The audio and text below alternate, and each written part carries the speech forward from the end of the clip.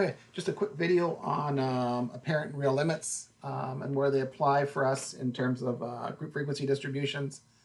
I have data here from an Excel spreadsheet, age 20 to 29, 30 to 39, 40 to 49, on up to 70 to 79. The grouping borders, for example, 40 to 49, that represents the apparent limits. So if I look, so I got 40, and I'll extend it out to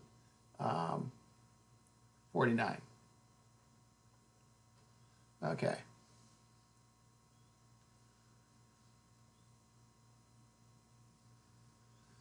Okay.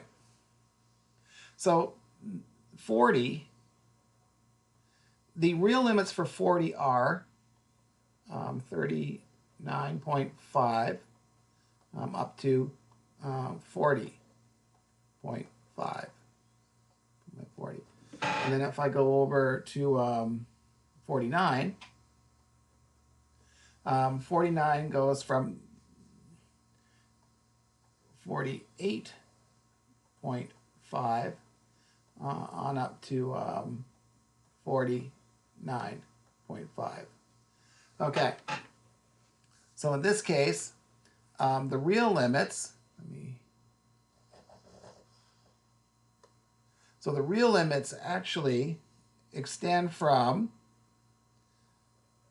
39.5 all the way up to 49.5. So this value here is referred to as the lower real limit, and this here is the upper real limit. In this case, my interval width is the 49.5 minus the 39.5, which is 10. So my limit, the width of my interval is actually 10 years, which kind of makes sense. I'm going from 40 to 49 and then 50 to 59. So if I had used the apparent limits, it would look like roughly my interval width is 9, but it's not. So you always have to go by the real limits to determine the size of the interval width. So if I do for practice, I'll do, no, you can just pause the video and we'll do 50 to 59. So if I, so here, 50, let's see, to 59. The lower real limit, which I will do in blue. The lower real limit is 49.5, and the, I'll keep it blue. The upper real limit is 59.5. Interval width, 59.5 minus 49.5, which is 10. Okay. Let's make one up. I'm just going to do something a little different. Let's say independent of the data. So if I have an interval width of 5.0 to 5.4. What's my interval width? My interval width is 0.5, but I have to use my real limits.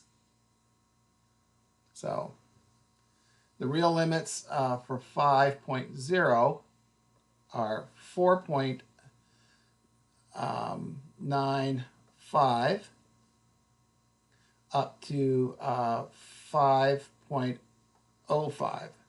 I'm to do 2 decimal places. Then if I look at 5.4, that's 5.35 on up to 5.45. My interval width will be the subtraction of the two. So 5.45 minus 4.95, which is 0.5. My interval width is 0.5.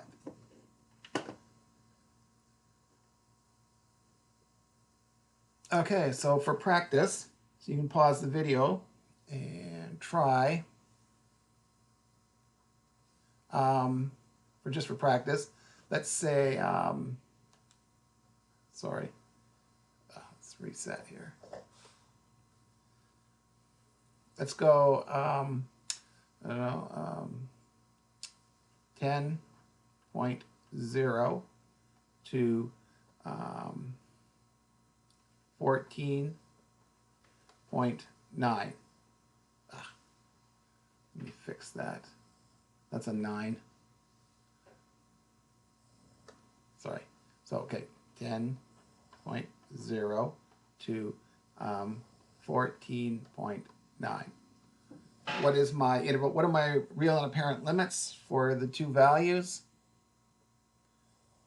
Okay, so for 10.0, I'll do both the lower and the real limits. So it's 9.95. You always carry one, you always go to the next decimal down. 10.05. For 14.9, it's 14.85 on up to 14.95. Then if I do my subtract the, this is my upper real limit. This is my lower real limit. To get my interval width, it's 14.95 minus 9.95, which is my interval width is 5.0, which makes sense. Okay, so that is distinguishing between real and apparent limits using group frequency distribution data.